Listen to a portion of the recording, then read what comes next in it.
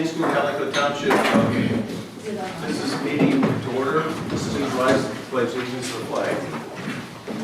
I pledge allegiance to the flag of the United States of America and to the republic for which it stands, one nation, under God, indivisible, with liberty and justice for all. Thank you.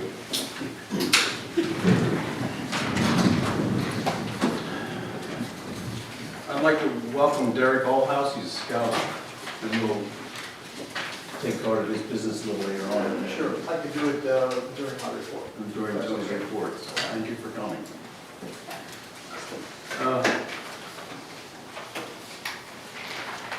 Approval of business of the minutes for the June 7th meeting. Any additions or corrections to those minutes? I make a motion that minutes be accepted as written. I'm sorry, Doug. I'll make the announcement for the executive session first. Oh, sorry about that. Yeah, we had an executive session just before this meeting for contract purposes only. Okay, sorry, I forgot that. Thank you. Okay. Right. Yep. You made a Motion motion. still stands. I'll second the motion. Any questions or comments? All in favor say aye. Aye. Opposed, no. Motion carried. Thank you.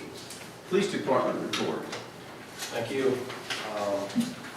I submitted my report, I put it in the mailboxes. I apologize for not getting out my email earlier, but it's been a meeting week, so. A couple of things I'd like to highlight. We had an audit by the Attorney General's office, that was June 8th.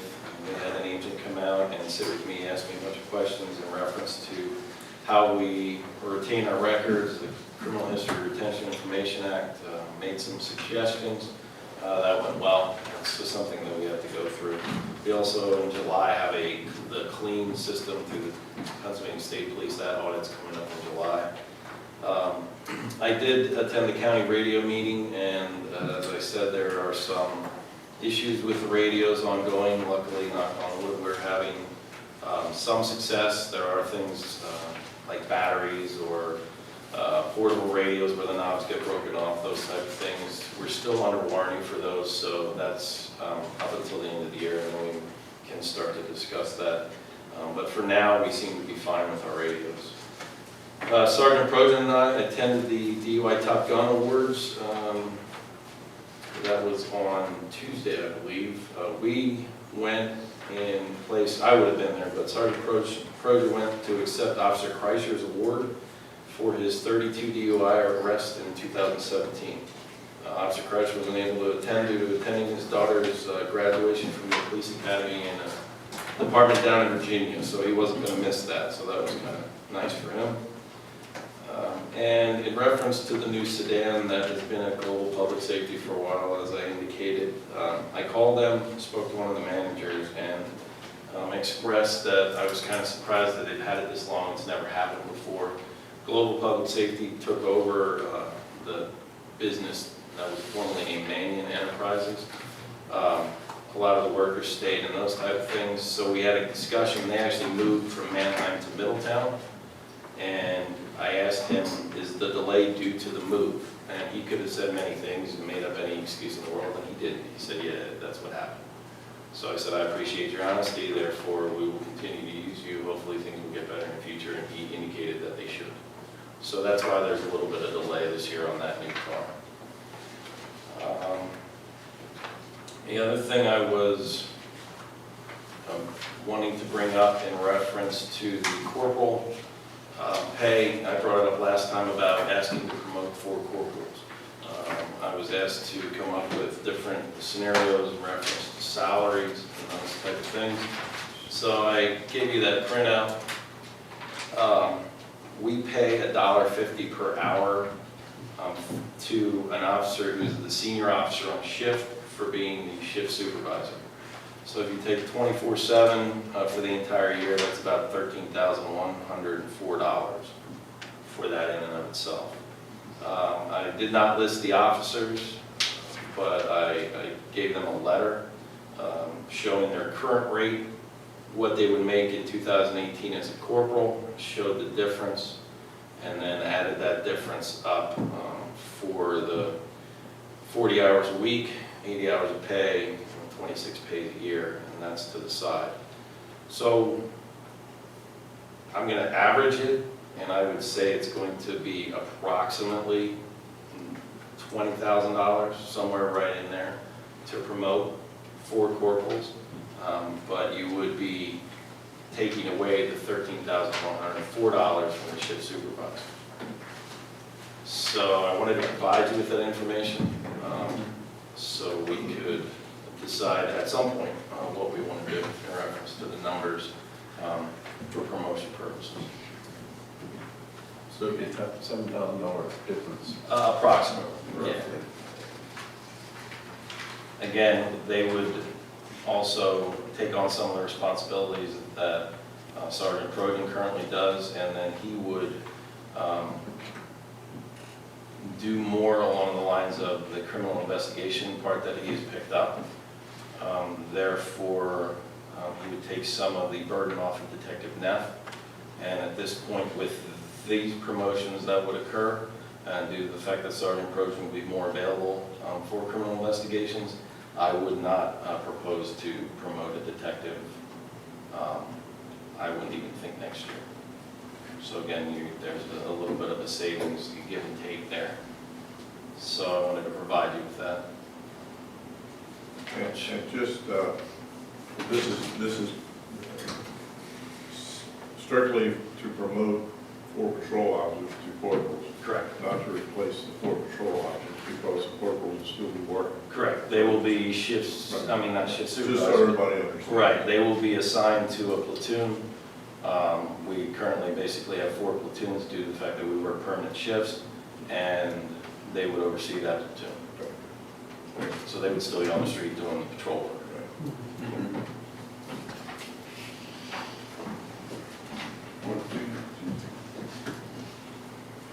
Do you want to think about it, or? Yeah, I'd like to. Yeah, I want to think about it, because then, did we roll that into that? I think it is rolled into the 18 number, the 19 number that we worked on. I'm not sure that the corporal part is, and I apologize. I don't think it is. Okay, that's one of the things I want to double check. Okay. Okay. Yeah, so, so that gives us the data we were looking for. And then Chief, I'll double check with Liz on that 4-year forecast we had, if that number's in there. Okay. I think that's all I have.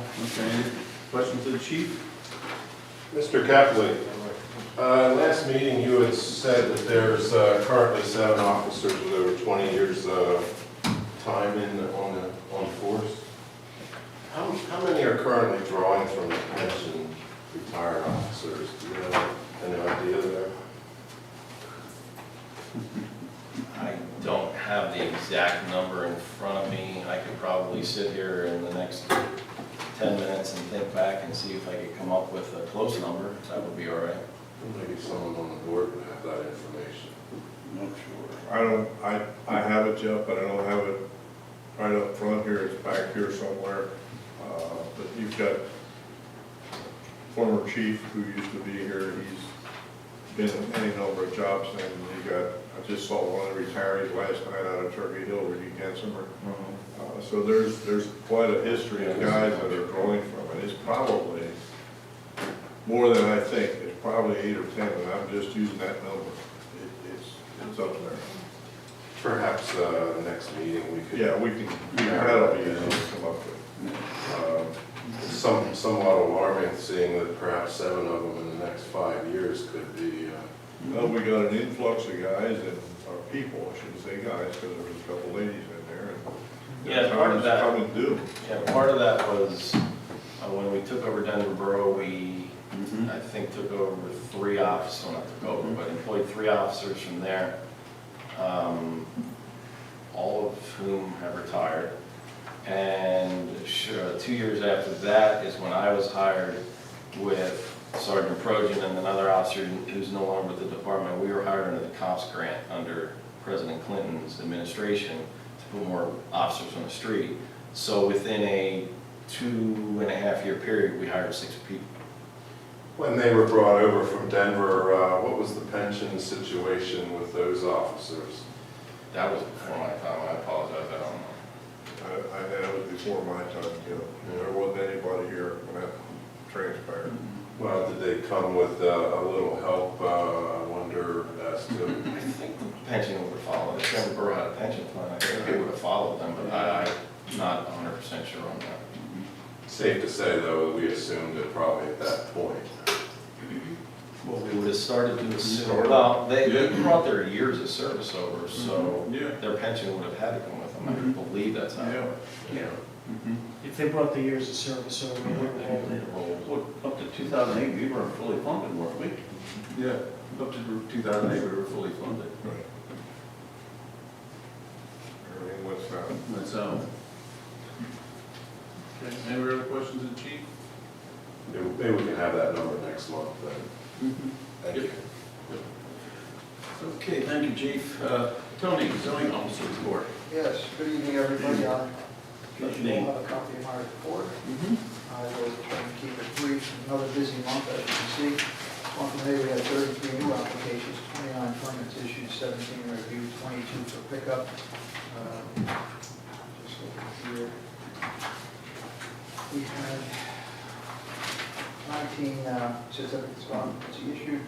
A lawn ordinance enforcement was down, which is nice.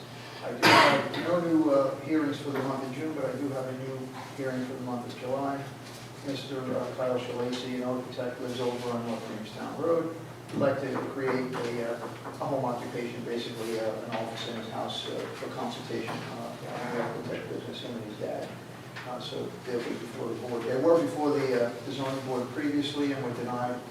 They were looking for some other modification of that home occupation, and it just didn't pan out. So they are coming back to reapply. On the code enforcement, I had 10 notices of violation concerning property maintenance or lack thereof. We had one issue with 2170 North Reading Road, the Branson's Restaurant. They were doing some modifications and some renovations without permits. We have 1215 Ridge Avenue. You're all familiar with that property, the boat repair place that is no longer there. Met with the property owner and also with the help of the police department, Sergeant Trojan to be exact. The remaining boats and trailers that are on site, there's a handful of them, 6 or 7, need to be removed. They're owned by somebody. Sergeant Trojan was nice enough to go through and get numbers and property and owners of these various vehicles. Got all of that paperwork together to post it as abandoned vehicles. Unfortunately, boats are handled by the PA Boat Commission. So the police department cannot help us in that respect. Now it's up to the owner of the property, Mr. Paul Stitzel, to petition the PA Boat Commission, fill out paperwork as each one of these is an abandoned vehicle. The good part is Mr. Stitzel can contact these owners through the information Sergeant Trojan got for him, addresses and all that, and at least try to get these people to pick their stuff up. Because if Mr. Stitzel has to, get abandoned vehicle paperwork for each one of these, this is not cheap. And it takes weeks and months to get that type of paperwork approved. Mr. Stitzel doesn't really have that time to do that and doesn't want to be bothered. So anyway, I made them aware of it, they got all that information, and I believe they'll move forward with getting these vehicles removed. Some of the board may be aware we had a little bit of an issue with a new home built on 580 Hill Road. They installed a beautiful mailbox on a concrete foundation, stone mailbox post and everything. Unfortunately, it was 4 feet inside the road right away. Now, the biggest problem would be our snowplows. And something with a foundation and a footer like that would do some damage to our truck. So the owners were gracious enough to consent to move it, and we got that taken care of. As you know, the 2020 census is in full swing. In fact, it's winding down for our office. Arlene Krause has been doing that work pretty much nonstop since we got started on it. The deadline is for the end of July, and she's got all of the numbers in, with the exception of 18 addresses that are duplicates. And that will not enable her to close out our portion of the system. The Census Department is not real helpful in this, because Arlene has pointed out several bugs in their system that they didn't even know about. So it's laboring the process a little bit, but as far as the township is concerned, we're in very good shape. We've got everything documented, everything is in correctly. Basically, we've got duplicate 18 addresses according to the Census Bureau. So the good part is we have everybody, we just have 18 more than we should. How can they delete them? That's up to them. Okay. 320 Bruners Grove Road, these folks that own that property, if you remember, they applied for an Airbnb special exception. And they were granted that special exception, but in addition to the grant, there are conditions with every decision. And I was out to inspect that house, that facility they're going to use, to make sure they were compliant with the conditions handed down by the zoning board. I'm happy to say they complied fully, and as far as I know, they're ready to do business. I did complete the last course of BCO training for my building code officials training course over at the Exton Clarion Hotel. I have my recertification for the next 3 years, so I'm glad that's done. And then last but not least, township engineer and myself have been out to multiple sites in the township underway. Heatherwoods, Mount Zion Church, Pepperidge Farm, they're doing a $27 million upgrade project on their facility. Wabash Landing, as you know, has started. They're moving dirt like there's nobody's business. And on that point, I did receive 3 complaints from area residents about the dust in the area.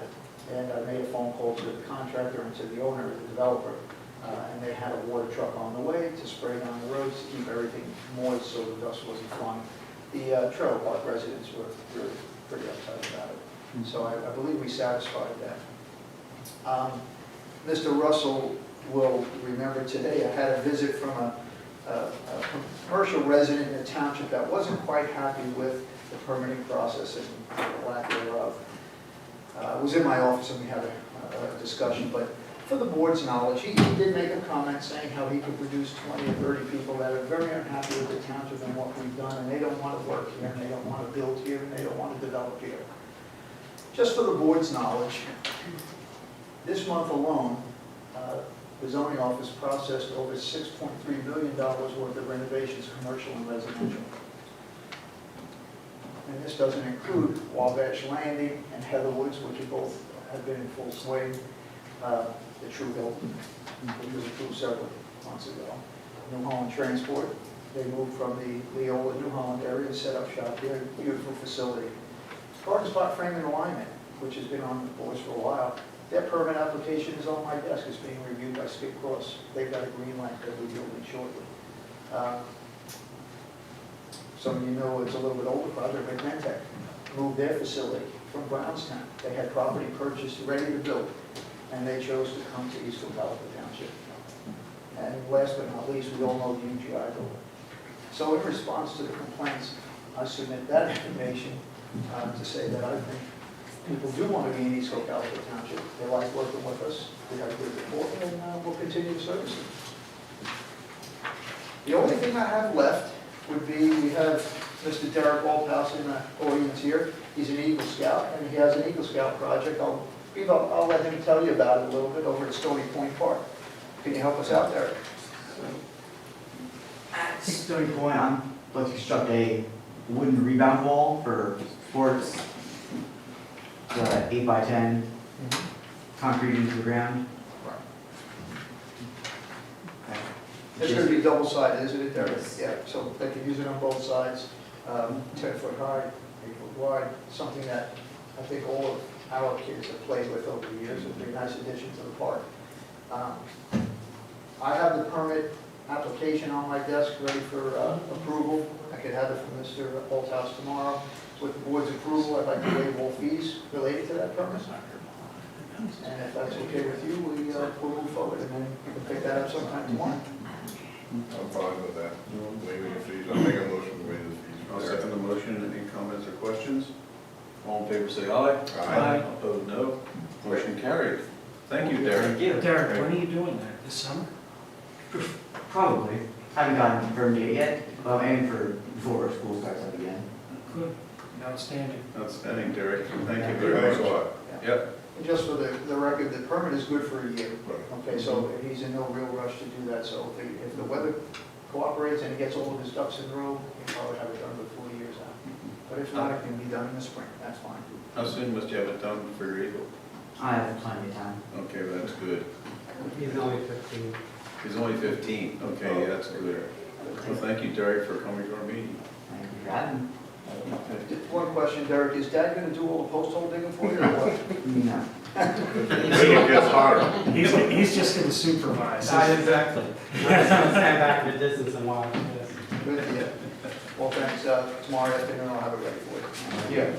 Thanks, guys. Thank you. Thank you. Thanks again. Thank you. Thank you, guys. Thank you. Well, Any questions for the zoning officer? Okay, thank you, Tony. You're welcome, thanks. Final payment for Denver Road Bridge. This, Mr. Chair, you have before you the closeout payment for the Denver Road Bridge. We did do the repairs to the ponding by doing some grinding operations on the deck, removed the high point that was in the deck. There is still a small ponding area that still remains along the wall that usually evaporates a couple hours after a rain event. And the amount of damage we would do to the bridge far outweighs leaving a little pond at this point on the deck. So I am recommending approval of the $30,694.40, which includes all retainage. The work that they had done is under a 1-year warranty. We will have our 2 engineers do a final warranty inspection at September. In particular, this contract for deck cracking, and if any deck cracking appears, then the fix is actually just to go and pry a seal at that point, and that's actually pretty common within the first year. So we anticipate that we'll do that inspection in September, and upon conclusion of that inspection, obviously we have a very much final product at this point. We are going to, a little bit later, talk about the Denver Road paving, which will address the bump up at the bridge by actually finally getting a wearing course installed at the bridge. So we'll talk about that a little bit later. Motion is to approve the Denver Road Bridge replacement final payment of $30,694.40 per 2, letter dated June 6, 2018. I'll make that motion. I'll second that. Any comments or questions? All in favor say aye. Aye. Those no. Motion carried. Thank you. List of bills. Doug. Okay. Let's see. We got a total general fund of $225,847.11. We got a total state fund of $3,689.74. And Denver Road Bridge Project State Fund of $31,620.74. Questions? Mr. Fry, this bill for Richard Fisher, is there any correlation between this and the hacking that happened in the township No, at some point ago? this was before that. So this is a yearly contract there that's being paid? It's 4 months worth of work he did for us. It's a one-time only? Yeah, one time only, yeah.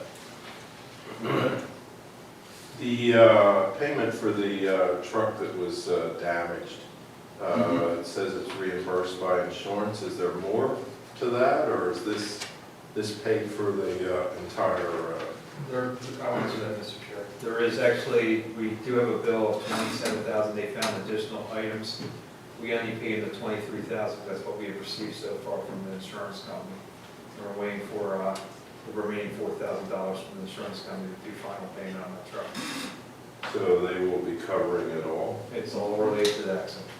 And that's because it was the other person. The person was Yeah. at fault. It was full liability on the other. So we're not using it under our insurance then? No. Yeah, there's no deductible there, right? That's being obligated. That's right. So, Is there any repercussions with the driver from that? I don't even know, I'll be honest with you, I don't know how to answer it. It's, What, my driver? Our guy. our guy walked, there was no He walked injuries, away. there was no workman's Okay. comp or anything. Thank God. I thought you were talking about the other. He was guy. shook up. He was shook up that day, but he wasn't physically hurt.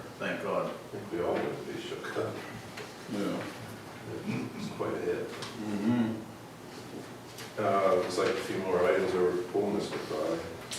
Everything's still falling apart there, or? Well, it's a 30-year-old pool.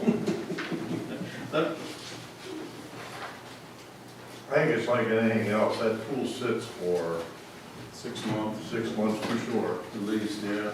And it's like a house, you walk away from a house for 6 months, when you come back, I'll guarantee you're gonna have problems. Especially after 30 years, if you continue to do that, so, yeah, you're gonna be spending money there, no doubt about it. We can put all brand new stuff in there, but I don't think we can afford that, so, going where we are. Any other questions? I make a motion to pay the bills as presented. I'll second the motion. Any comments or questions? All in favor, say aye. Aye. Opposed, no. Motion carried. Thank you. Land planning. Yes, Mr. Chair, I will pretend to be Brent Lee tonight. First item we have on board is the Foxbrook. It's a time extension request. We do have in your packet a letter from the attorney, and I'll just read it. This letter will confirm that John Beniza, on behalf of Foxbrook's Limited Investments Partnership, has agreed to an additional 90-day time extension for Cocalico Township to take action on the preliminary plan submission for Foxbrook. We then had, as we always do, when we have one of these, we request additional information from them, and we had gotten an email, let's see here, 2 emails. One, that they are potentially reevaluating the site to actually go back to the original preliminary plans design before they went to the village overlay design, which means they would scrap the whole plan and start over. Which is kind of amazing to me, but that is what they put in the email. The other thing that they are currently doing on the engineering side is they did receive PennDOT comments approximately 3 months ago. They have responded to the comments, and they said that they are doing a submission to the township and PennDOT next week on the HOP plans as well as the traffic study. So we're gonna wait to see that. So that's their justification that they are showing forward progress with this time extension, and are requesting that the township accept the time extension. So the motion is to accept the 90-day time extension offer as submitted by the applicant's attorney dated June 18, 2018, which will extend the deadline for action on the Foxbrook preliminary subdivision land development plan until October 3rd, 2018. I see nobody's here to represent them. I'll make that motion. Second. Any comments or questions? When does this ever end? Well, it could, to be honest with you, restart if they submit a whole new plan. It's an old. How many times is this? This has gotta be. They're going back to the original plan, I think goes, with the original plan goes back to the Rose Hill days, and so that was probably an early 2000 plan. They had preliminary plan approval when the township started Act 209 study. So technically they were grandfathered at that point. They deliberately let that plan expire, and then came back in a year later with the village overlay. The village overlay's been around for years now. I can't tell you, 5, 6 years, 7 years. I'm at a tabulation of how many extensions. They- 6, 8, 10? I'm not sure what the exact number is, you know, it's been a lot though. It's been a lot, but it is intent, it's all legal. And each time we get one, we reiterate what is in our ordinances about having to show progress. They are doing the bare minimum to show progress. Like they do the PennDOT HOP submissions, which is showing progress. It's like a ping pong game, you know? So, It's their money. That's right. Their money. Any other comments or questions? All in favor, say aye. Aye. Opposed, no. Motion carried. Thank you.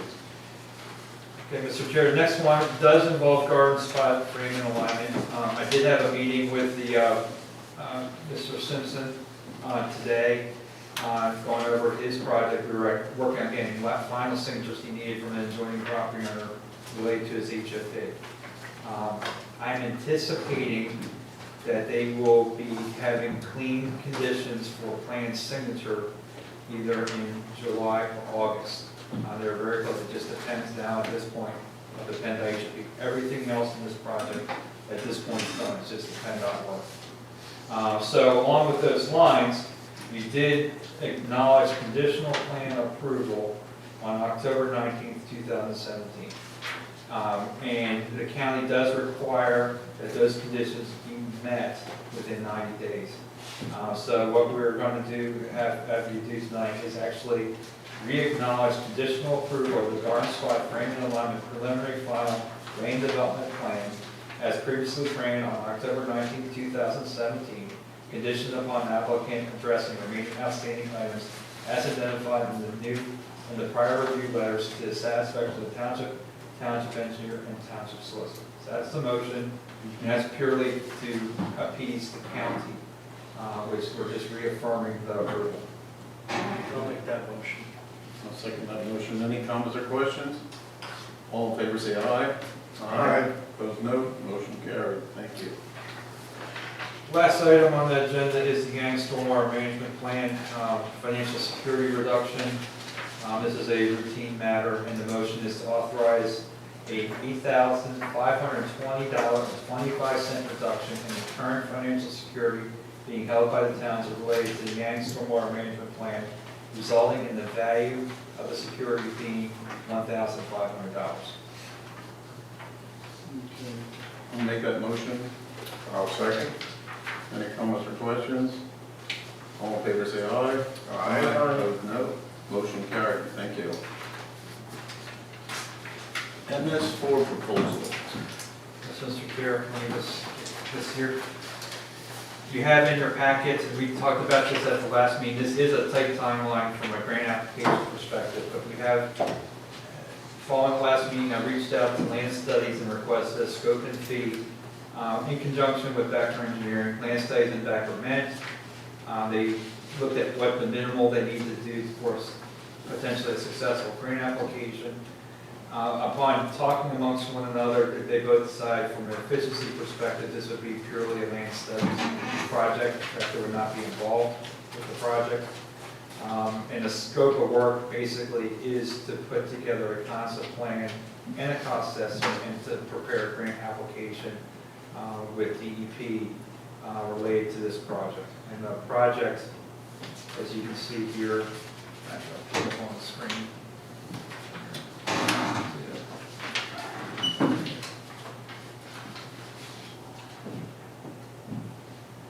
You can see here on the screen behind you, and it's also what's in your packet. It is Greenstown Park and Memorial Park, 750 feet of stream bank stabilization, including the swale that comes off of Church Street, which is right there.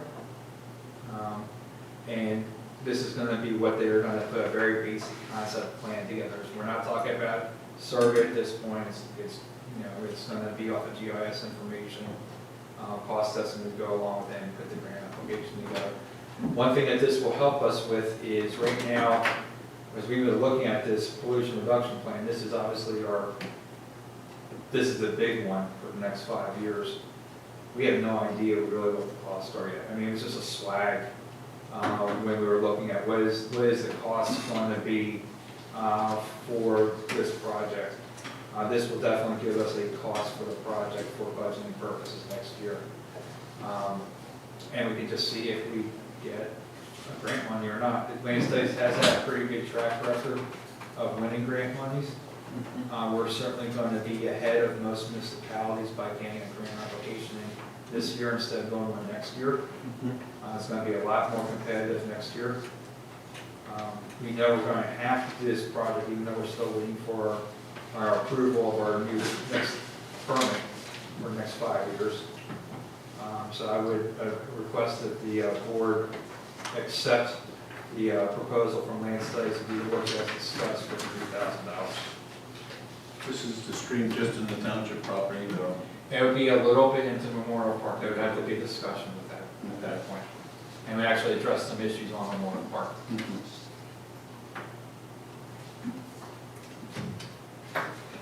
Okay. Mr. Chair, I'll give you the motion. Motion is to approve the Land Studies MS4 proposal for the Greenstown Park Stormwater Concept Plan and Grant Application for $3,000. Motion. Make a motion. I'll I'll second that. Any comments or questions?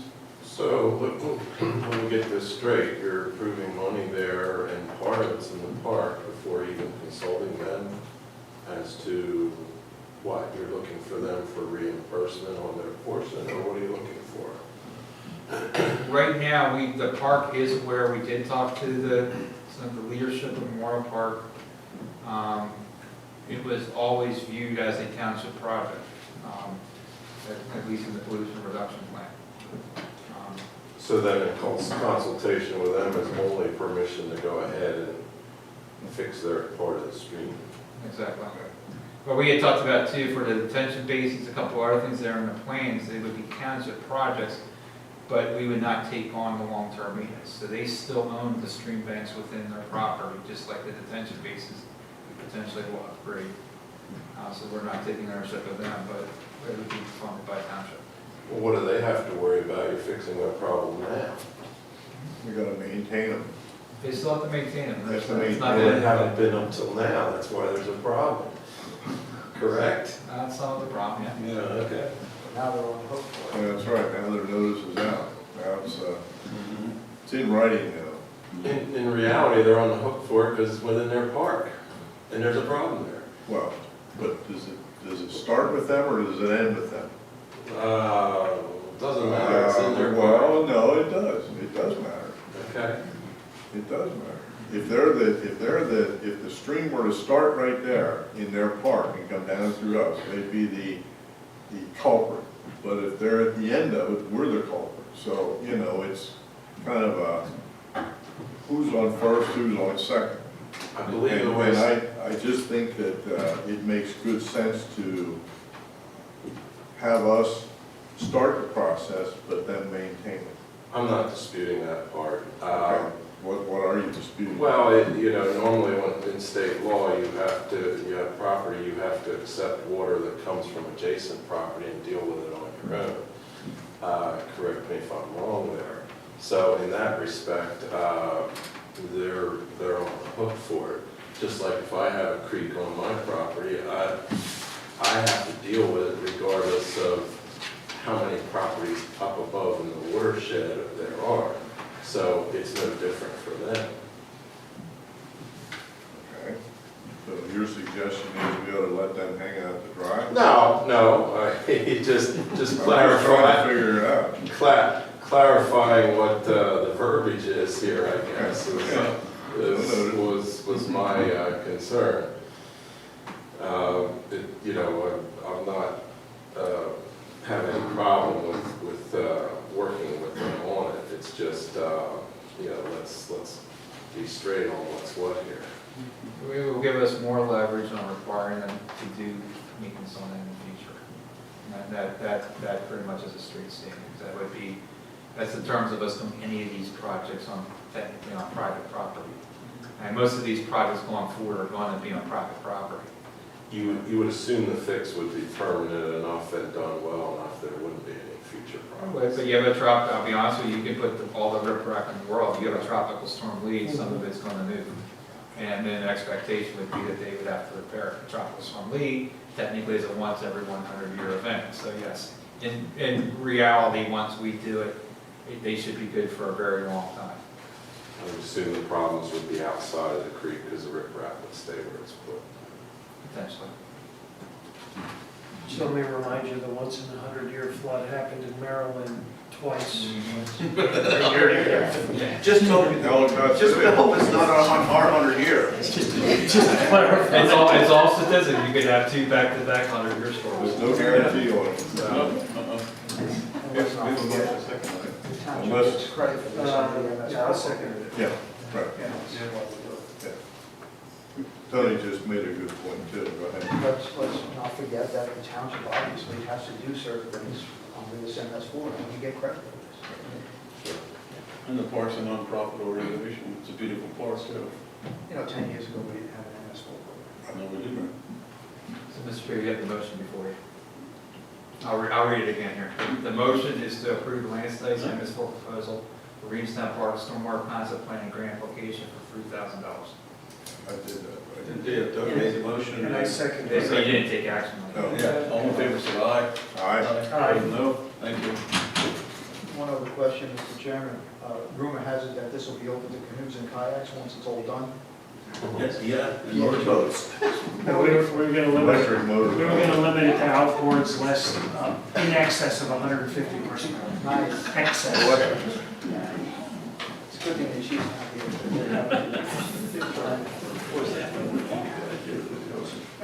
What's next? Consider it, consider it. You had to ask. Consideration advertisement 217 audit notice tablet, table and post audit and website. If you can take one step backwards, Mr. Chair, we can do the advertised ordinance for 2018. Oh, that's right. Yeah, for the truck. Truck. Okay. Oh, the truck signs. Yes, so Mr. Chair, this has been discussed in the last couple of meetings, and I was a little tardy in getting it, but I should have wrapped it up today, so you would have it for tonight's meeting. This is a complete redo of our truck restriction ordinance. What things that have changed, the first things under definitions, what was added was gross vehicle weight rating, which basically is for our 26,000 pound GVWR signs that we put up on some of our roads. Second thing that changed in here on the second page under B is 6 more roads were added to the restricted list, 4 of which already had signs posted. I just couldn't find anywhere past ordinance where that was covered by ordinance. And then the 2 new ones are Naperville Road and Kansas Road. And I'll go over them in a minute. The third thing was item number C that was added, which was Wabash, Pouts Hill, and South Williamstown Road, stating that they would be 26,000 pound GVWR signed roadways. So those are all the changes. The other thing that will be done when you take action on this in our July meeting is there will be a completed engineer study for the 6 that have been added to this plan. So basically Kramer Mill, Loush, Naperville, Faust, and Keeler all have this 2 similar characteristics. They all have bad curves that trucks can't negotiate, which is going to be is in the engineering study. And they also are not designed for truck traffic. Landis Road is going to be truck restricted because it is the last planned decision for Naperville Road. So basically, if someone's going down Landisville Road and they're a truck, they have no way of turning around when they hit Naperville Road. So therefore, Landisville Road will be posted because of Naperville Road.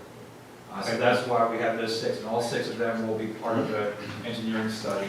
Engineering study is about 80% complete. Yeah. Landis Road. Transfer. Yeah, I'm sorry, why is it Landisville? Yeah, you Yeah, said Landis that. Road. I'm sorry. That's all right. It's been a long day. So, yes, Landis Road. If the request of the motion is basically to advertise the ordinance 2018-02 for truck restriction signs. I'll make that motion. I'll second.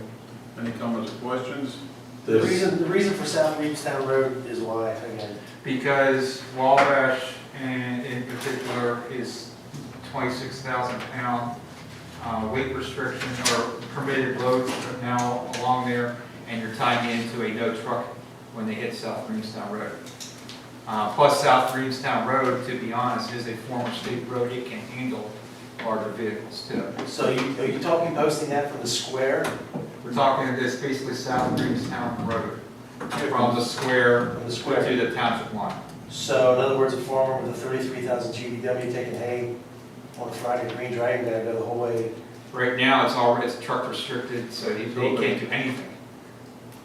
So the whole road is truck restricted right now from the township line to the square. It's actually reducing it by actually allowing a certain truckload. Up to the. Up to fifth wheels up to 26,000 26,000. Okay, 'cause, I mean, you're really pinching the guys, you know, that have used that for years and years and years, and when it was a state road, you know, so. Right now, they're allowed to, they're local, so if they're going back and forth to a farm site, they're still allowed to do that. This is basically, this is long haul truck traffic Transfer. that has basically just using South Greenstown Road as a shortcut primarily to get to Marine Drive. Or the So technically, what are you gonna say to goods disposal? Says that local delivery there, the tracks of garbage trucks are okay? Yeah, that's fine. That's, Okay. if they're picking up along the road, that's local. That's what. Okay. So it's a very low restriction. The idea is just, it's a little loophole. We couldn't, when we signed Wabash Road, we should have signed South Williamstown at the same time. The signs have to match one another. So the township made a decision in past years that, based off some comments from one of the nurseries, to reduce some of the restrictions that need to also be applied to South Williamstown Road too. There you go. This study you're talking about on the other roads, who's doing that? Me, I'm using my own seal on that one. Really? What are your qualifications? Come on, Jeff. Come I on, know you're Jeff. joking, but that's inappropriate. Very inappropriate. But thank you. Is there any other comments? He went to the Luongo School of Engineering. Yeah. All in favor, say aye. Aye. Opposed, no. Motion carried, thank you. I'm sorry. Okay. Consideration of advertising the 2017 audit notice table and posting the audit on the website. Yes, Mr. Chair, you have in your packet, and we had a whole bunch on the table to all gone now. We had the three items that were put out on the table. The first item was the legal advertisement, which provides a summary of the DCED audit that the township had performed, which is part of the motion. Second item in your packet is actually the DCED audit, which is going to be published on the website and provided at the township, copies of the township. And then the third thing you have, because we're not doing the GASB 34 format anymore, I requested an email from the auditor to summarize the 3 best management practices that they had recommended for the township to consider for incorporation going forward. So like I said, the motion is for those first 2 items, and then I am requesting to just discuss the 3 items that the auditor had come up with best management practices for the township. There were no findings of error or findings of fault with this audit. Okay, I'm looking for a motion to advertise the 2017 audit notice table and post the audit on the township website. I'll make the motion. I'll second it. Any comments or questions? Hey Scott, were you able to get any information for me on what the DCET is?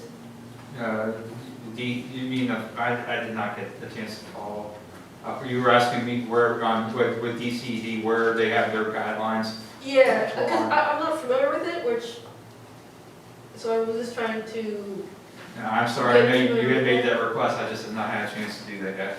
okay, so then the audit and all the reports will be on the website? Well, there was even copies here tonight, they all got grabbed up, or I can get more copies for it, but yes, they'll be on the website, Okay, as well as they'll be posted here too. all right, Tomorrow morning it goes up on the website. okay, thank you. The 3 items that were made note of are, what are they? Well, maybe if we can get that motion done, then I'll talk about that next. I think You second it? I'll second it. All in favor, say aye. Aye. Opposed, no. Motion carried. Thank you. Okay, Okay, so the 3 items that they made recommendations with, we have addressed one of these 3 items so far. So the first item which we have addressed, and I'll read it in its entirety, is improving internal control over receipts, disbursements, and payroll processes. From a standpoint of internal control, certain functions or duties should not be performed by the same person.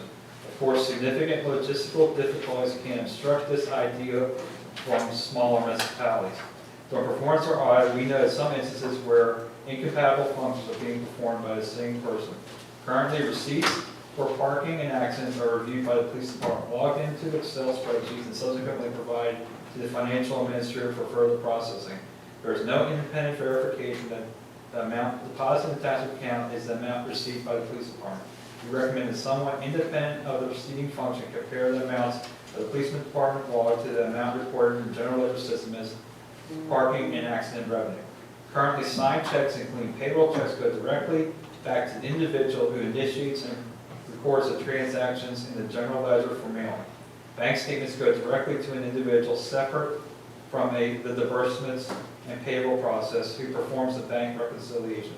Bank reconciliations are then reviewed by the township manager. However, no one currently performs a detailed review of the canceled check images on the bank statements to ensure there were no altercations made to the signed checks. Additionally, there was no formal review of journal entries recorded by the financial administrator. We recommend that the board treasurer who initially signs the checks and reviews the payroll registers perform a detailed review of canceled check images on the bank statements to ensure there are no altercations. We also recommend that the board treasurer review non-routine journal entries that are posted by the financial administrator on a monthly basis. This can be done by reviewing all GL01 entries in the monthly general ledger report. That is now being done by the township, so that is now fallen on the township treasurer to do that additional step. I got an extra job. The second best management practice, improving information technology controls. The township currently uses 2 outside consultants for information technology services. The township does not have a formal written agreement with one of those IT consultants. In an effort to reduce potential redundancy of services and costs associated with IT support, we recommend the township consider only using one IT consultant. We also recommend the township have a formal written agreement to clearly establish responsibilities of that consultant. That work has not been addressed yet by the township. And I'd like to go back to the one in a minute after we talk about the If I may, does that refer to Mr. Fisher's hacking problem this past spring? Not necessarily the hacking problem, but that does refer to the fact that we have 2 IT consultants, one being Mr. Fisher, and the other one being Custom Computers.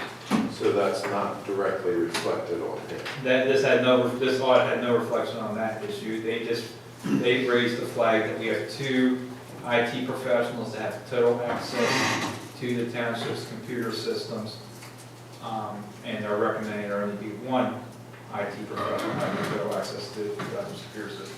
Would part of that be because this is an audit of last year's books, not this year's? Well, they're looking at, it's a backward snapshot of looking at things. But they are, when they're looking at this, there's a backward snapshot looking at how we did, but obviously these are forward-looking recommendations on things to make changes going forward. So at the time this was written, they weren't even aware of that. Now, their audit was in February. It was long before this occurred. Almost like they had a crystal ball. You could say that. And then the third item is tracking transportation traffic impact fees. This one was raised by myself, and the auditor agreed to it. Financial Ministry has been asked to track traffic impact fees, as done by me, and the related costs by regions. There are multiple ways to accomplish this request. Township may continue to include traffic impact fees with current fund structure, maintaining information per region in an Excel spreadsheet, account for cost by cost center, or create a separate fund. We recommend utilizing accounting software to the fullest extent and refrain from tracking information on a separate Excel spreadsheet. Absent the ability to report by cost center, we recommend township create separate funds to efficiently track traffic impact fees and the related costs by region. When I was, the Act 209 law is very specific with the money can only be spent in the specific region that it was generated. So we have an eastern region, a western region, a southern region. If development is in the southern region, the money's going to the southern account. It can only be spent on roadway projects in the southern account. We actually have 5 accounts though, because if you remember, we had an interim account. And we also now have what I call we can use it anywhere account, which would be UGI, True Denver, and a couple others that got some relief in the waiver process of land development. Agreed to waive that requirement because that requirement can be waived by the developer. So that allows us to use those traffic impact fees anywhere in the traffic impact fee program, not in any one specific region. So we have 5 different accounts, but right now all those monies are in just one account. We've not made any withdrawals at this point, so we actually have a very, very good handle on what has gone in, come from what region. We need to actually segregate this out, because in the future, when we start paying out, it's going to be much more difficult to figure out if we all have it in one account. So that is a task that Liz and I will be working on in July and August at this point to break those out. More than likely, it'll be 5 separate accounts.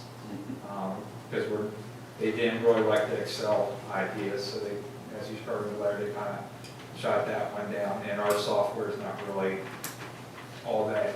It's not conducive to it. Yeah, it's not all that user-friendly to try and do it that way, so it's easiest going to be the one that has 5 separate accounts. So we will be opening those up as 5 separate accounts at this point. So you have one that you've taken action on and addressed. The traffic impact fees was actually township led to raise that with the auditor, and that's something we're going to address in July and August. That was always the plan. And then I do need some guidance on IT.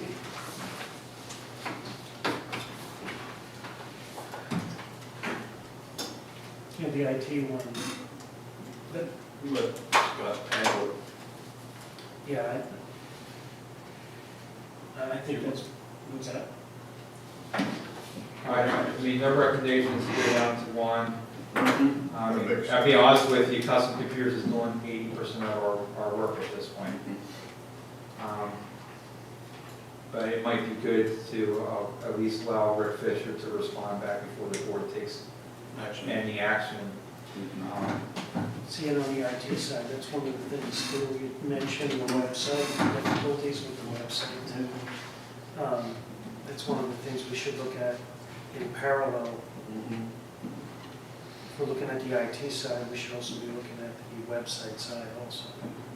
But are you directing me at this point to have a conversation with Rick? Yes. Yeah, Yeah. And then get his feedback, I'll bring it back to you as a board, and you can make a decision at the next meeting. Yeah. Okay. yeah. Okay.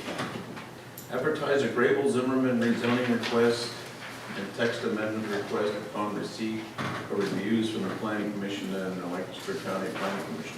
Yes, this is I'll read the motion first and then we can talk about this. The motion is to advertise a Grable Zimmerman rezoning request and text amendment request upon receipt of comments from the Planning Commission and Lancaster County Planning Commission.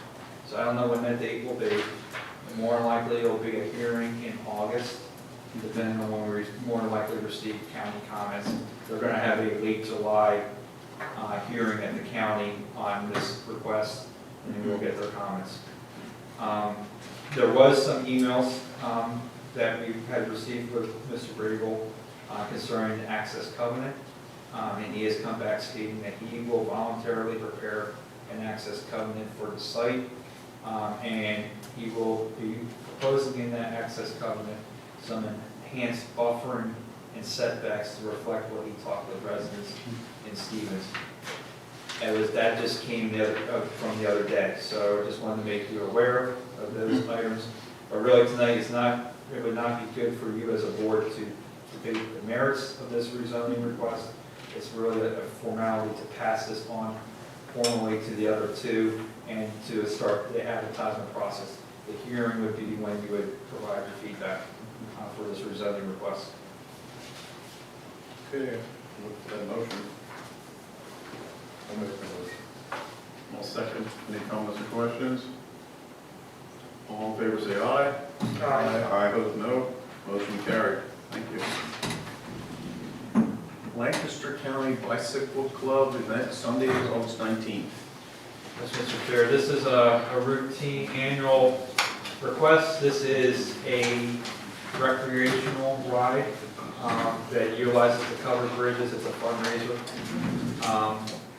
And I'll read the motion first. The motion is to approve the Lancaster Bicycle Club event held on Sunday, August 19th, with the condition that the township be notified 1 week in advance if fire police are to be activated at any road intersections within the township. It's not anticipated that they will be activated, and there will be no road closures involved with this. All the bikes will have to obey all traffic laws for this event.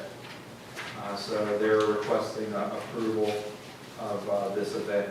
The routes themselves, I put it up on the screen, but you really can't. The maps they sent us, you really can't tell what they're looking at. It's It's a countywide map that's a couple inches big at this point. So it's, what we're gonna require, they're gonna analyze the route, and if they need to alert the fire police for any of these positions, then we need to be notified of these in advance. Police department, fire department, are gonna oversee, right? Yeah. Yeah, there is a 100-mile one. I'll make a motion to approve the Lancaster County bicycle event held on March 19, 2018, with the condition that the township be notified 1 week in advance if the fire police are to be activated for any road intersection within the township, and that they remove any signage they put in before the race. That's a motion. That's a motion. Can I add to that one? Yeah. When they remove that signage, we should make sure that they don't damage where they're removing it from, the actual physical property where it was put. Okay, yeah, I'll add that to it. Reasonable. If that's reasonable. You second that, Daniel? Yeah, I'll second that. Any questions or comments? All in favor, say aye. Aye. Vote no. Thank you. Now, this, just to be clear, this is not the Reebok Ragnarok race. No. That's the one that was canceled. That was canceled because they did not get the PennDOT approvals. Correct, yeah, no, just to be, for the public to be clear. Does any of the board members know, there was an event last weekend in the township. They had signs in my front yard, and I don't know what event that was. I don't remember. I can't report. You see signs all over the place. There was a Reebok Radner. Yeah. Exactly. They had signs in Effort They were all over too. They down started this in week. Lancaster. And we had signs in Effort. Well, we got the letter from PennDOT saying they canceled the project. They said, I'm not forgetting. They even had portable toilets Yes. brought in at the high school at Yeah. different spots, and then tents and volunteers set up. This is the foot race, basically their foot racing. And the tents were because you don't run the whole race, they run Right. in teams. No, it was very clear that the Allentown office of PennDOT denied the permit. Absolutely. It circulated to the board, and it was a denial last week. Because we I saw guess I them. could have gotten out and said, stop. They said, Someone, the permit person must not communicate that to the rest of that permit.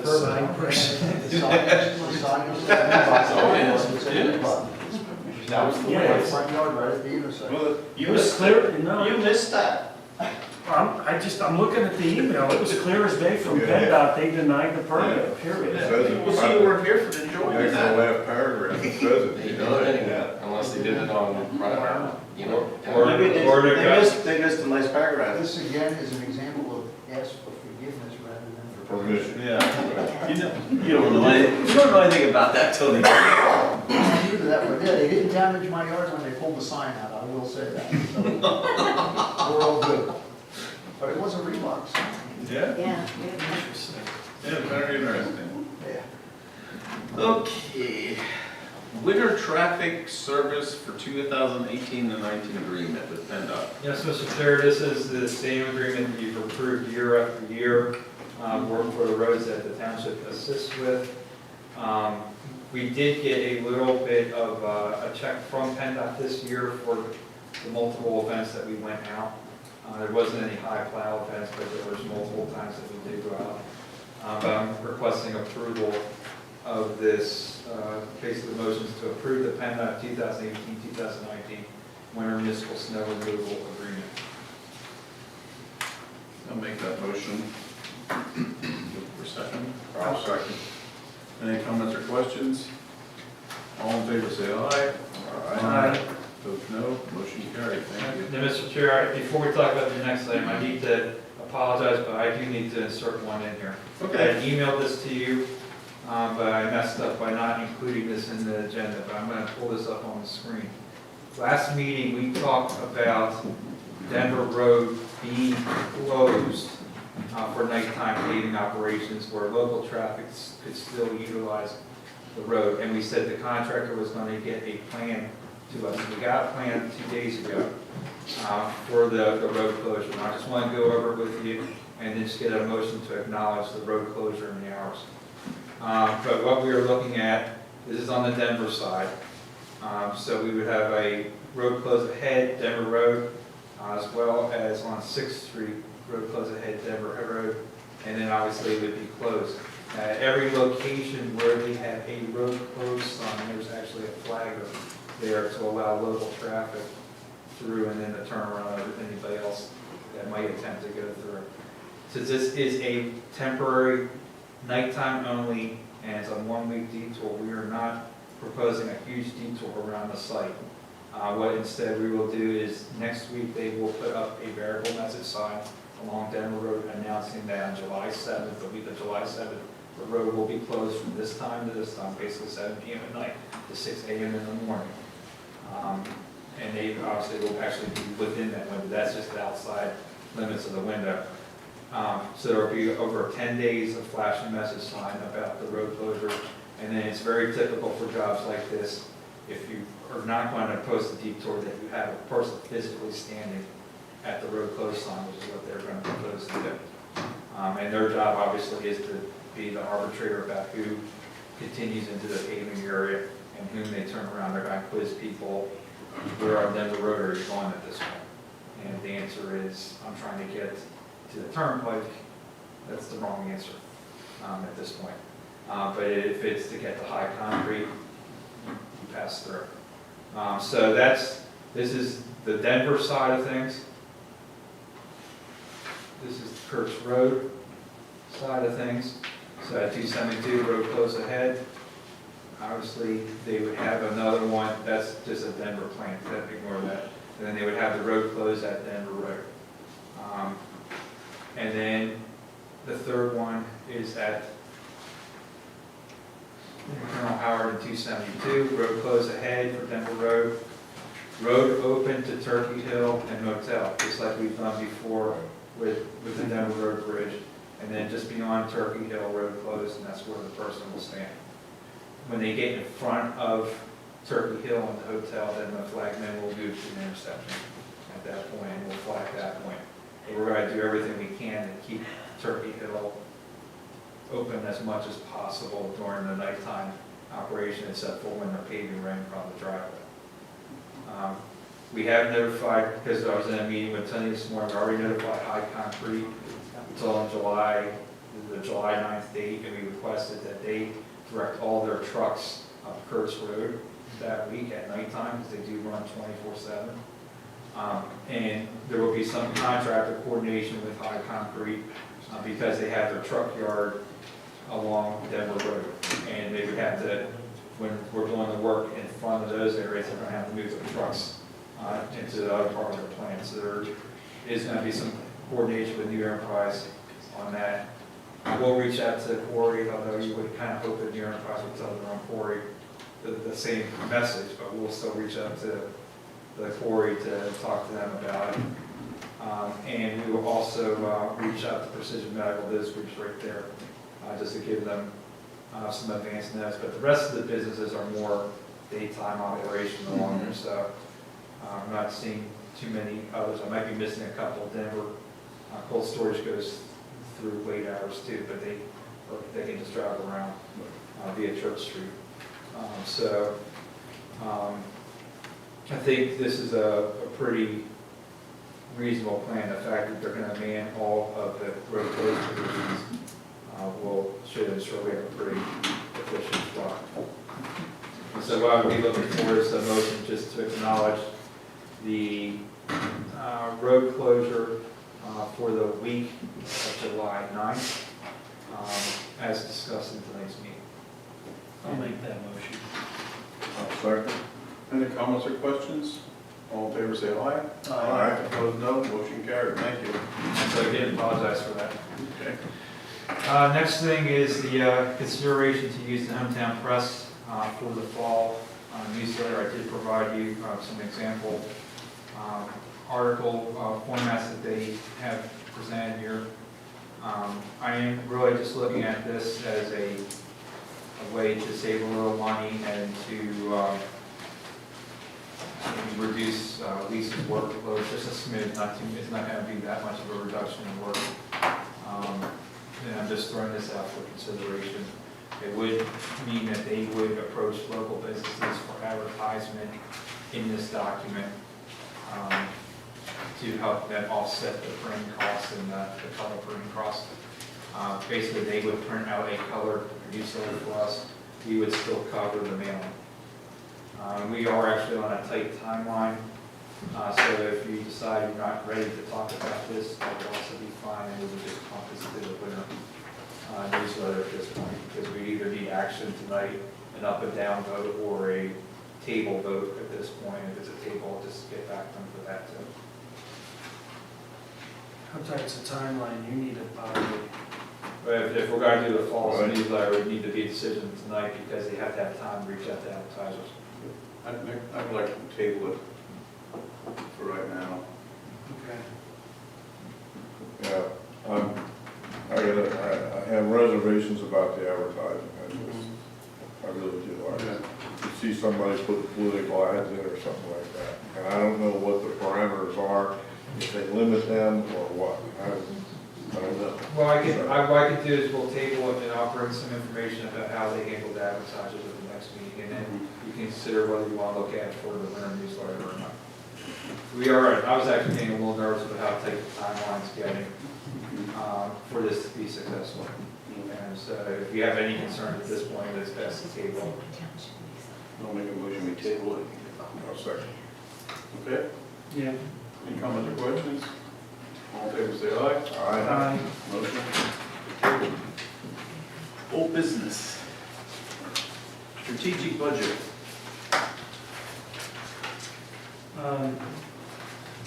So do you have that? It'll be an eye chart. You mean this thing? Yeah. It won't, it's not gonna, there was copies that were put out for everybody. Okay, so they do have copies there. Yeah. So this document that you have there, yeah, check. Usually they can. Actually, Jen, I don't know, so you know what I want. She's the one that needs it.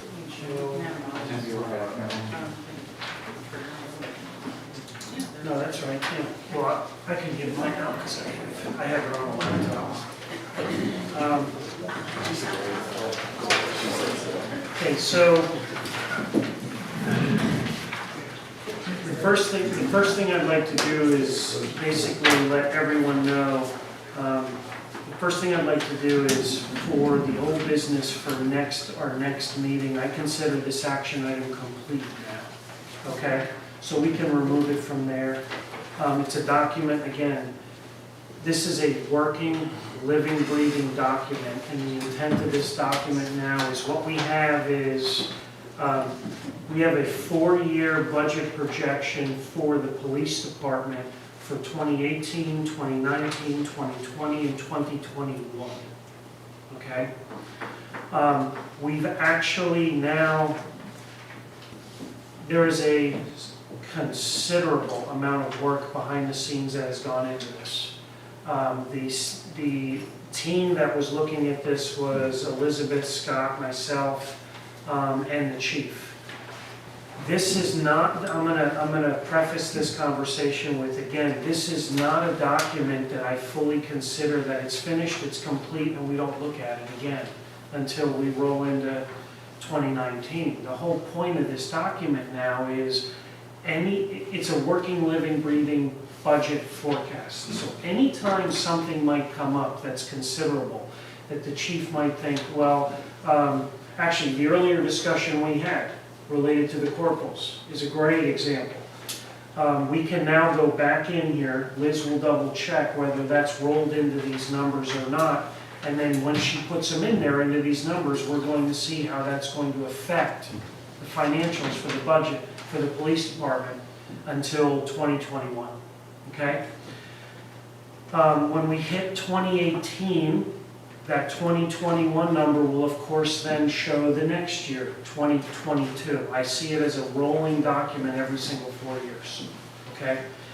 The other thing that this document has now done is it's allowed us to really think about our budgets well in advance of what we were normally doing, looking at October, looking at September, October, and putting everybody in a crunch period, okay? So, that being said, there were some looking at these budgets and looking at them in this format, you learn a lot of things. You learn some really interesting things, you learn some minor surprises here or there, but you learn a lot in terms of a real picture of where we are, and this is where we start understanding and we start extrapolating what do we think it's going to look like, where do we think it's going to be, and put some logic behind it. So overall, I can give you some of the estimations we used in pulling this model together is, when you take a look at the final budget 2018, what you're looking at there is, you see the 3% number. What that is that's where we're calculating, Liz has populated that such that we're estimating a 3% increase across the board in those items. And that's how we're budgeting. That's how we're thinking about the budget for 2018. When you look at 2019, we're throwing in again another 3% number in there. When you look at the yellow highlights, you'll see that those are areas where we tend to see a little bit higher increases in the past, so we're extrapolating for now 15% increases in those areas. Okay? Again, it's a forecast. Is the 3% number right? Yes. Is the 3% number wrong? Yes. It just gives us a discussion point as we move forward. Okay? Again, high-level view of what this tells us when I'm looking at this, and when Doug and when Alan are looking at this, is it shows you a couple of quick highlights, such as, wow, the liability insurances, the insurances really are expensive, and they're continuing to outpace certain areas in these budgets. We had talked earlier, in 2019, you'll see there is add-ons. What those items are is some of the items that I had discussed at the last meeting that when we sat down with the chief, this helps us start to understand what is he going to need 2 years out. And you'll see in 2021, there's some red in there, and that's chief's requests, budget requests. Again, some items that he believes he's going to need out in 2021. Some of those larger items include things like, if I remember correctly, we were talking about some new shotguns. Yeah, that was actually in 2019. So if you could talk to what some of those were. Sure. Again, I was basically told to put a wish list together with the understanding that it's a working document. Our shotguns are getting up in age. So I put in for 8 shotguns, the total cost of about $3,600. An additional rifle if we would get an additional vehicle. I also have in there for 2019 an additional, well, I shouldn't say additional, a car to replace Detective Neff's car, a new computer for that car. So I tried to break it down as much as possible. We've added a copier, fax scanner. Our copier is getting up in age, so we may be able to be more efficient in that year. 2020 was 2 Ford Interceptor SUVs because I've been told that Ford is no longer going to be manufacturing sedans, so we're going to have to either look at another type of vehicle, make a vehicle, or go to SUVs. So there's a number of things, including an additional officer for next year that will be reflected in the red highlights. Okay. So that's the intent of the forecast. Now, one of the things that we also rolled in is, if you take a look at the page 2 down on the bottom, you'll see it highlighted in green. And now this is where this model is extremely important, and it's extremely complex in that it is absolutely tied into what we're looking at now with all the discussions related to the pension plans, all the negotiations related to the pension plans. It's been an eye-opener for me personally in terms of just how sophisticated and how complex this really now becomes. Because now that we're modeling out in 4 years, now this model has a direct impact also on MMO in terms of what we're working on with the pension. So you really start to see those complexities. So as an example, the municipal contributions, what we've done in the model is the following. We're estimating, if you take a look at 2019 is the easy way to look at it. 2019, we're estimating, let's assume that we're going to have a 3% increase in the MMO. How does this now look? So we're looking at roughly $458,000 in terms of what we would need to contribute in the MMO. Now, again, bear in mind, does this mean that is going to be the number? Absolutely not. We can only project that 3% with the best data and the best information we have right now based on what happened in the past. Okay? But at least we can try to plan for this number, so if the MMO number and the state actually contributed more, we may only be contributing 1.2%, but at least we're looking at a conservative plan here. Okay? The same thing when you're looking at 2020 and 2021, it gives you that idea of where the MMO would need to be with a 3% number, on a 3% increase. Okay? So I'm very pleased by the amount of work that's gone into this and what it's showing us. I'm not real happy with how much work it's actually showing has to go on. I'm saying that facetiously, but it's a very, very good idea of what we're looking at over the next 4 years.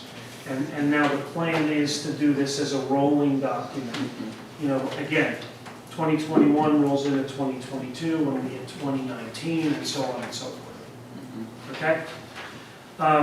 So that document is all set. I'm going to take that off of the old business because the whole intent of the old business was really to get the document complete.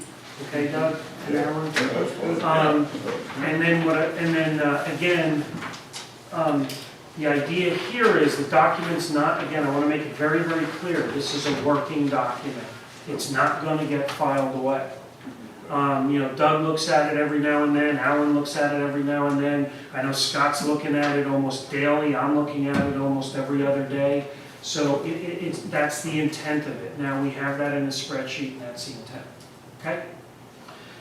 Elizabeth is finishing now the forecast, same exact type of forecast for non-police departments. So we have that also, and then we can overlay it too. Okay? Any questions? It's a lot of information. Yeah.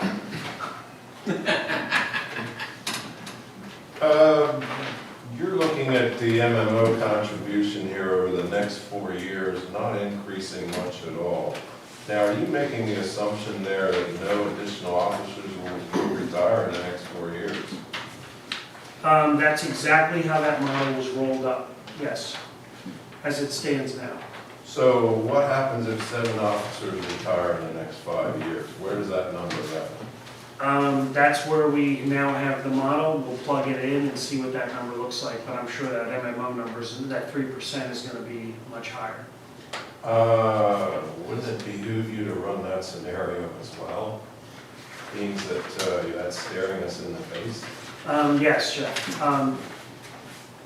It was not run in this model because the information, when the chief mentioned about the number of officers that were eligible for, potentially eligible for retirement in this time frame, we weren't aware of that. And that was new information as of Last meeting. the last meeting. Yeah, the last meeting it was, yeah. So that's a great example of now what Liz is working on for this week or next week, early next week, is now loading those numbers in there.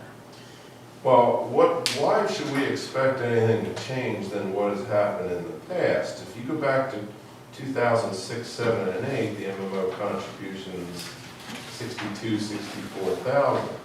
Then in 3 years, they doubled, then in another 3 or 4 years, they doubled again, and then they doubled again.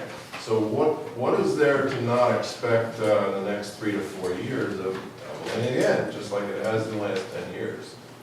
Actually, if I can answer that a little bit. MMO is a look back to the past 2 years' financial performance. So when you talked about the numbers you were talking about before, that was during the boom, the pre-first crash that we had in 2008, 2009. 2008, 2009's crash came in, obviously the investments dropped down, municipal contributions shoots to the roof when you go into a recession mode. So that's where the biggest spike occurred, is one of the big spikes occurred. When we looked at our last year's MMO, that was 2015 and 2016. 2015 was a negative year. Again, another spike. When we look at MMO next year, which would be the next look back, we'll be looking back now on 2017, a really good year. 2018 so far, a flat year. The MMO has the potential, depending on what happens in the next couple months. If the next couple months the year ends in the positive, we're going to have a rather decent MMO for this next round. If the next couple months we have a crash, then we're going to have a bad MMO. But it's got to be a look back. Right now we had one good year, which was 2017. We don't know what 2018 is going to do. So is it going to be a good year or a bad year for 2018? We have a fair year, even if it's only a couple percentage point increase to go along with the 13% increase that we had, and our assumptions of a 7% a year growth rate for our plan. As long as we're exceeding that, that means the MMO actually goes down then for the next round. Well, looking at for the future though, there's going to be a period of time, we're not going to keep having this going up and up and up. There's going to be at some point another market correction. So from a crystal ball perspective, we don't know when that next market correction is going to occur. Probably we're going to have a fair year of 2018, and we're going to have a good MMO for the next round. Probably the next MMO, there's going to be a crash at some point during there, and we're going to have a bad MMO. And so what those numbers look like, that's where, going back to what RC was saying, that's where you were looking at, we can put different numbers and different assumptions in there and see what the damage is with the different scenarios. We just got this document done the other week, so we're still, it can be tweaked with at this point. Right now, it's just showing a steady increase with the MMO. Probably we'll have a reduction, and then 4 years from now, we're going to have a spike, realistically.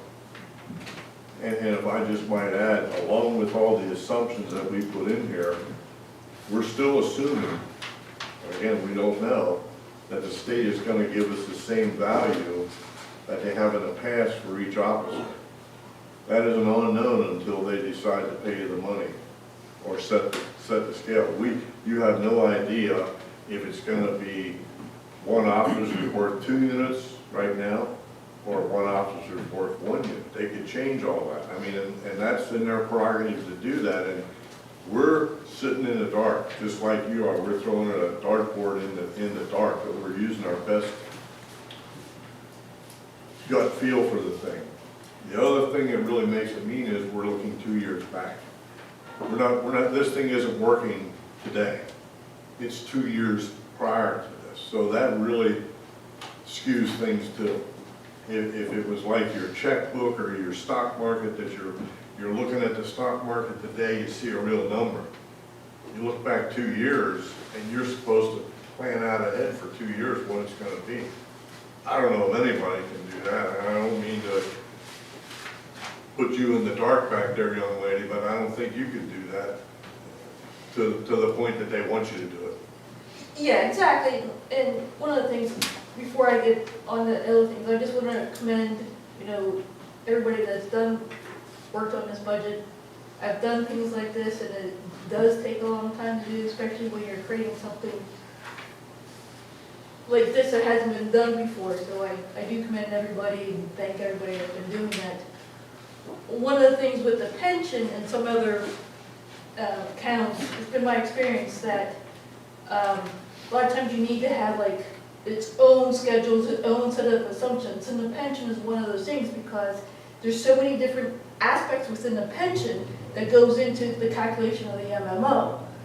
Triggering on what Scott was saying, not only do you have to take into consideration the valuation of the investments, the return, the performance of it, you also have to take into consideration any actuarial changes. Because I'm on the pension committee for some people, that make sure everybody's on board. The last actuarial report that the township received, there was nearly $1 million in actuarial changes for the assumptions.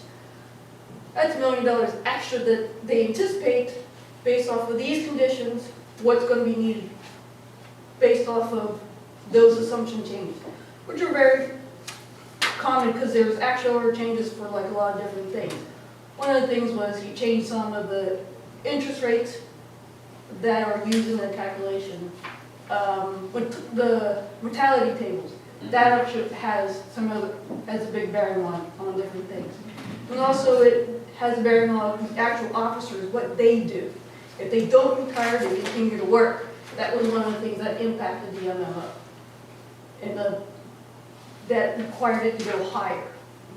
So something like especially a fixed pension, you need it's its own schedule to put in some assumptions because there's so many different moving parts. Right. And yes, is it above my head? Yep. You got actuaries that spend years and years in school to come up with this. So some of that would be, some of the assumptions for the pension, for the MMO, we can use out of the actuarial report and try to help with that. But again, without the true professionals that do this, we'll need some additional help. Maybe they can help us build our own little schedule to help with that. But that's very massive. In other words, we just make a wild guess, Basically. basically. No, I think the most important part of the document on a personal basis is we're doing it. Yeah. It drives discussion, You gotta it start drives Yeah, questions. you gotta start somewhere. Gotta start somewhere and then You're build right. upon it. Right. Because without this, you can't do Right. this, that, and that.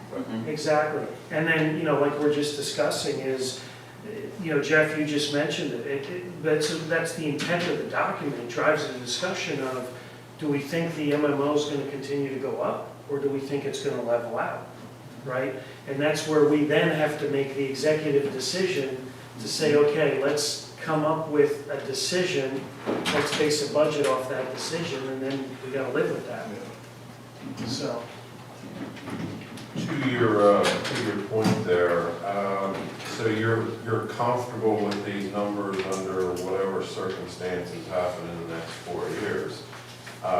Suppose the officers retire, where's that number go to? You're looking at basically a 20% increase in costs over the next 4 years. Well, if you. $700,000, where's that money going to come If from? I could jump on this, because I've done this on the East Enfield side. It's a little bit more complex when you have an officer retire, and Chief can elaborate on this a little bit more. You have cost increases and you have cost decreases that occur simultaneously, because you're bringing on a new entry-level officer versus an officer that is earning at its peak potential. So labor costs go down, but again, it's not straightforward because you got training costs, you got a couple other things that kick in, and then you have pension costs. So it's not necessarily cut and dry. What the impact would be of if we had all of a sudden maybe 4 of those officers, we have 1 officer a year retired. What would that impact be? Well, we would have some increased retirement costs. We would have some decreased labor costs. What does that number look like? I don't know. That's where we try and figure that out. But it's not necessarily straightforward. completely all negative with the officer retiring, because yes, there is an officer, there's a cost, but some of it is being offset by bringing that young entry-level police officer And then on it's board. 12 years till they're vested, so if, we don't want anybody to leave, but if they would leave, that in a way benefits the pension fund. But, I mean, there's factors involved in this that you can never exactly foresee, which is the tough part of things. But again, if you have an officer leaving that's, you know, a senior patrolman, as compared to a 22-year-old officer coming in, making entry level, there's many factors that go into that, but you're still getting credit for that entry level. You're still getting the state aid as if you would if the other officers there, so at least you're not losing that part of it, as long as you replace them. What I'll do is I'll make sure, I think what we should do is, we'll make sure that Elizabeth circles back with the chief, gets an idea more or less in terms of at least who's pension eligible to retire in the next 4 years. Yeah, and let's put that in the model And and if see what it looks like. If I look back correctly and didn't miss anybody, I think there's 10, possibly 11 if one of the officers had left before a superannuation date, depending on her age, and I'm not exactly sure on that, but I think there's 10 former officers collecting on the pension right now, if I did it right. And then you have, like you said, I mean, there's quite a few that are coming up for retirement. With a possible 7 more to come. Right. That is, Well, it just raised the mortality rate, so that just adds years to more collecting, you know, so. that's the reality of what happens there. I know, but you know, there's something to be said that to keep us all alive longer, but there's a downside on that on certain things, you know. And when you have the assumption that, you know, they're going off of the 7% or more increase, that really hurts you too, because that's not reality. So that's what you have to do. And not to make it complex, but the actuary is looking at those 7, even though we're just initially discussing it, that's part of the MMO calculation. Yeah, that's part of the calculations. They're anticipating that based off what we look at, departments across the state, a person's this age with this much vested, the chances of they're going to retire in coming year is actually factored into that MMO calculation too. That obviously increases it too. And it increased on us just a couple years ago because the longevity calculations were up. So, Mr. Fry, looking at the budget deficit last year and $700,000 increase in the next 4 years, where's it coming from? Good question. We're working on it.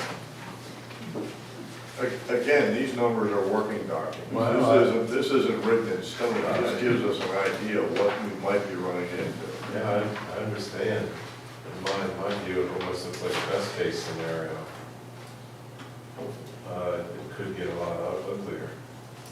Could get a lot better too. You can be a pessimist or an optimist. Well, The cup half full or half empty. but budgeting is covering your tail.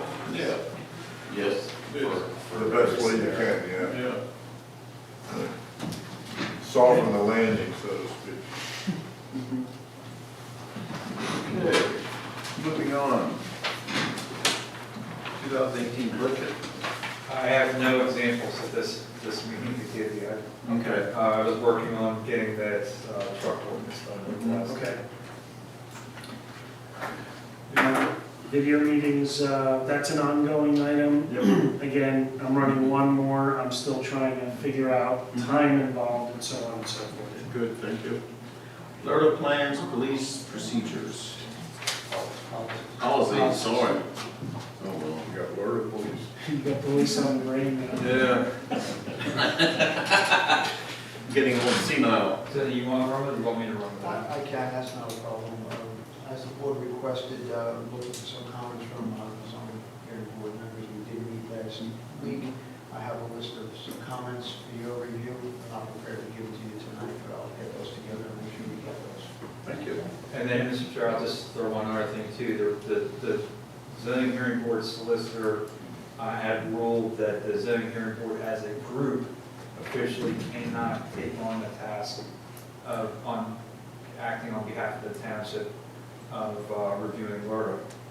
I did promise Mr. Mitchell, I reached back, actually I talked to Tom Goodman today, a working group can, so the zoning hearing board, a zoning hearing board member can be on a working group that works with the manager, but they cannot be on an appointed board working on this. So I would just kind of float the idea that maybe this does evolve into a working group. I know Mr. Mitchell's put a lot of effort actually into looking at the crawl, walk, run, and looking at different options, whether municipalities are doing, and maybe he'd want to go over that. But I do think a working group may be something that could be formed, and it could be something we invite the school district to also participate in, so we can really get this off the ground. Right. I would agree with that. Yeah, that's what that working group's like, you know, with the pool thing. Exactly, and you're not You're not appointing, appointing it's kind of anyone. serve at the pleasure of the manager, in this case, in the superintendent, with the school district, and they report information, and it's actually, they roll the sleeves up, do a lot of work, and then just provide information to the board, and the board sifts through the information. Good. Yeah, to echo Scott's comments there, I think that would be beneficial all the way around. That way you could include school board personnel, and I think we all agree that's really the key to making this successful in the community.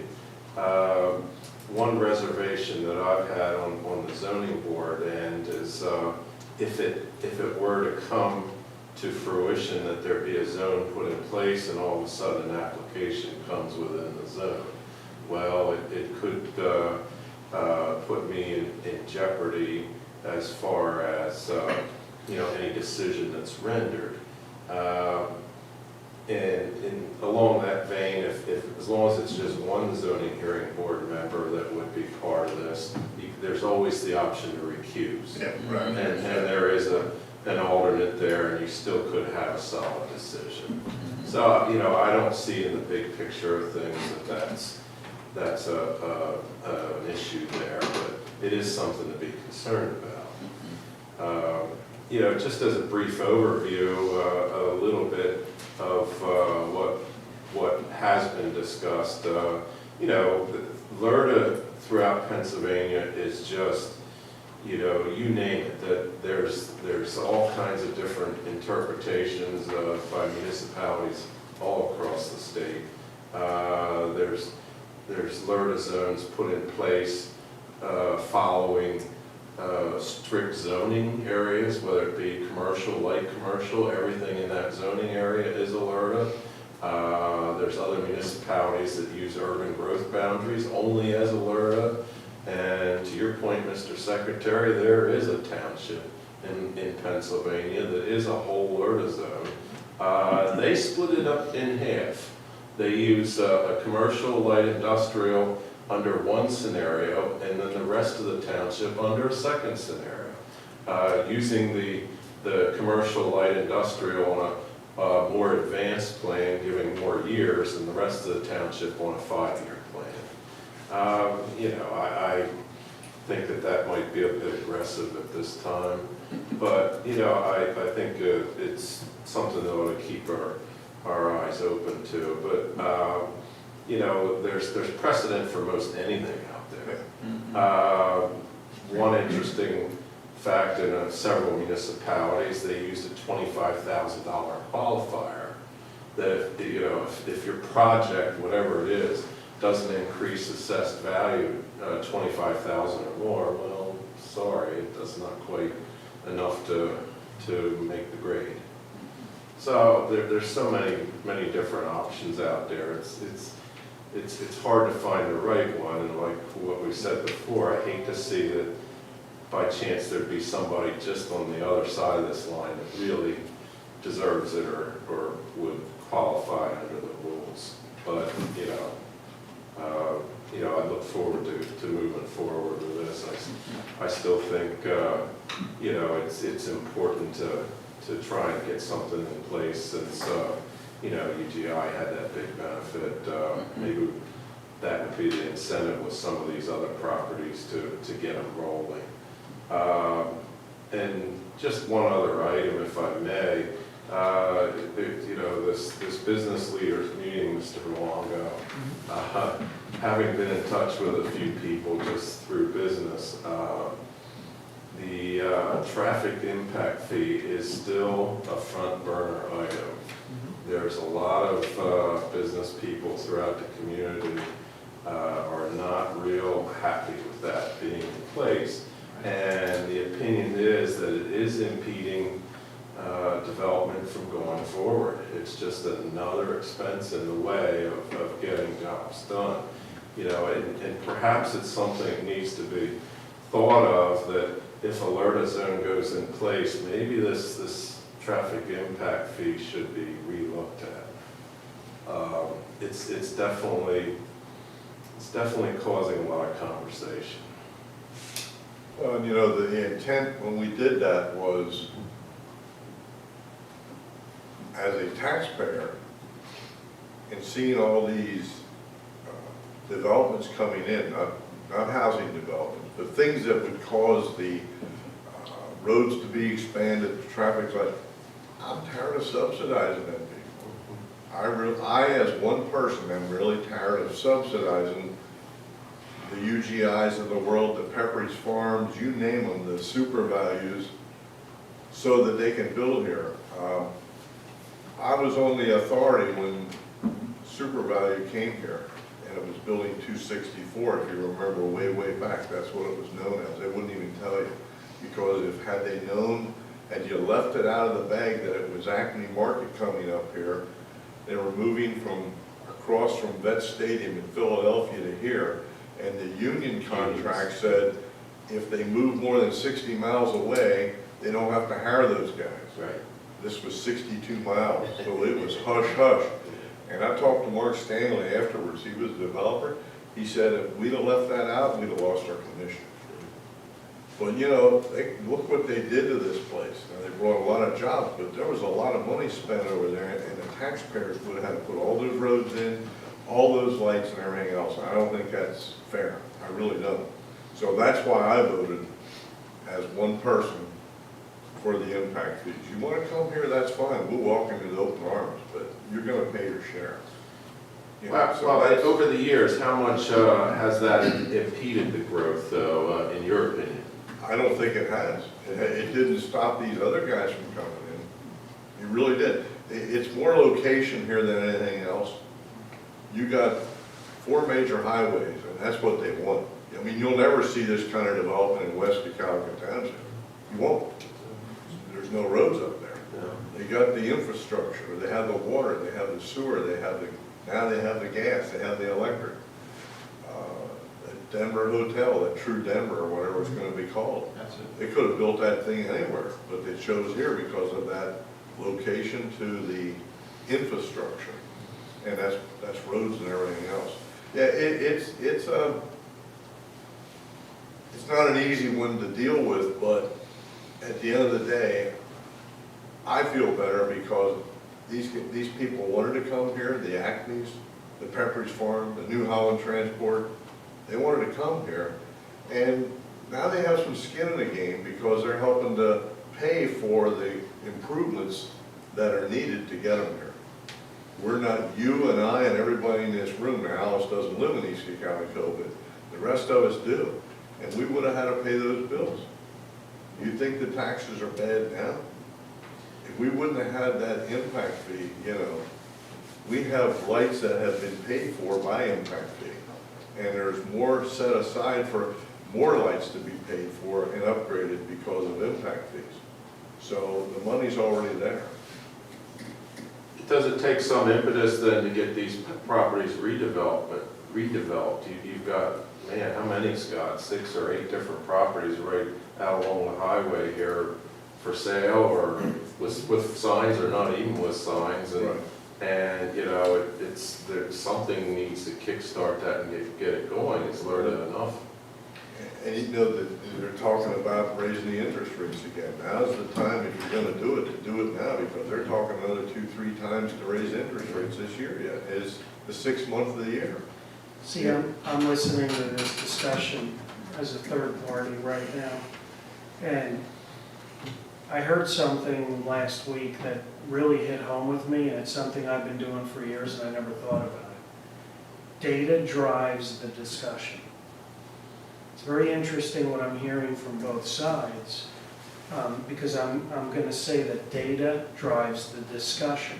Schools do that for years. We need the data.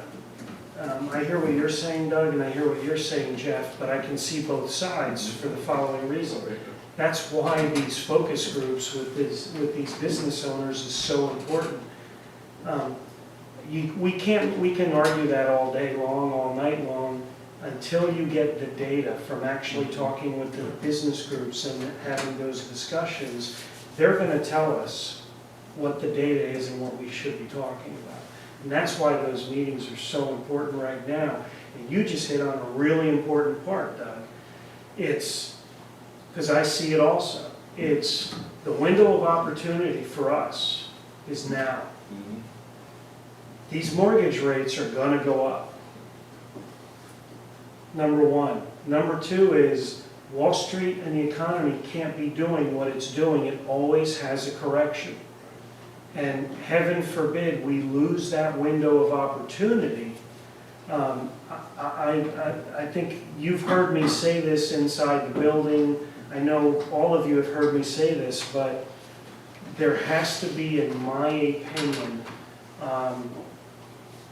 a much higher sense of urgency for us right now, because we have this timing that we're looking at. We have this opportunity now. And that's why all these other things really should be fitting very, very closely together. It's one of the reasons my office is busier than we have been in a long time. Right. Because the interest rates are good. Everything is Yeah. favorable. Well, and we have the availability of the land, as Jeff mentioned. We've got, pick a number, 5, 6, 10, 15 empty lots, vacant buildings. Ranging from 2. You get into Effort or somewhere like that, they got, you know, It's tough. there's their boundaries. There's nothing inside there available, you know. And, Yeah, Denver Borough, yeah. and one of the things, I was going to bring it up, under new business, but I'll bring it up now. One of the things that I've been working on, because now's the right time with this discussion, this goes back to this forecast. This goes back to my epiphany of just how interwoven and how complex all of this really is that I have been working with, talking to some other municipalities about inviting them into our community with police coverage. And those discussions are, they're just hypothetical discussions so that I can look at these models and populate possible scenarios. But I've been very pleased with how receptive they've been to that information and to talking with me about that. But that's one of, again, this is just part of this. You asked a very valid question, when we look 4 years out, if these MMOs get larger and larger, how do we handle it? Right. Well, part of handling that is other municipalities. Part of handling that is the window of opportunity on the development side. Part of handling that is the streamlining, potentially the streamlining of elimination of certain things on the books from an engineering side, from a land development side, that business owners see as being hurdles from their perspective. So those are all those items that form that complex web, right? Yep. So, and that's why I'm going to ask you this question now is, and you'll hear it because of me in terms of the sense of urgency. It's just the way that I think is, I want to make sure I'm clear here. We have an action item now related to the LERTA plans, policies, procedures, ideas, right?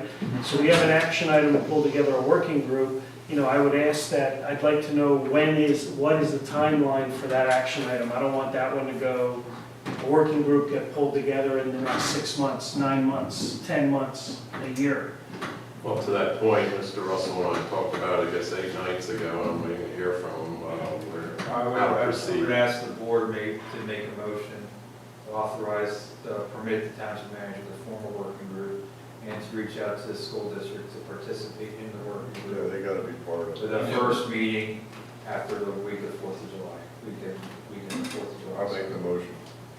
I'll second that. Okay, any comments or questions? All in favor, say aye. Aye. Opposed, no. Motion carried. And I assume, Mr. Mitchell, you would like to be on that working Sometimes group? not July. They don't meet in July, school board doesn't meet in July. Sometimes, so you look at your school calendar. Ah. I said schools close in July. We can ask them. Yeah. Well, again, this is not on the same thing on the school board side. This is a working group serves at the pleasure of the Right. superintendent, not the school board. So Right. the superintendent would be the one forming the working group, just like the manager's forming the working I group. was just speaking to Brenda Becker today, Yeah. and she was telling Chris Adams, who's just retiring from Hempfield, we're at the end of June, and you can breathe your sigh of relief, because we don't talk to people in July. We're not around.